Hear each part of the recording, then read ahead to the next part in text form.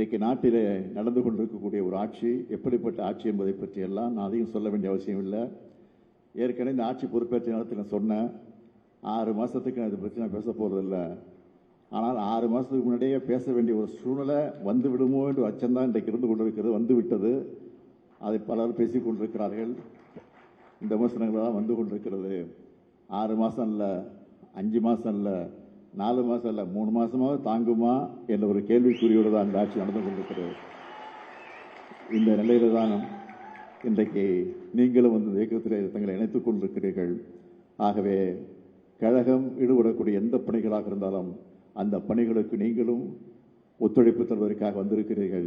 உங்களை மீண்டும் மீண்டும் அண்ணா அறிவாலயத்திற்கு வந்திருக்கிறீங்க. அண்ணா அறிவாலயம் மட்டுமல்ல, கலைஞர் அரங்கத்திற்கே வந்திருக்கிறீங்க.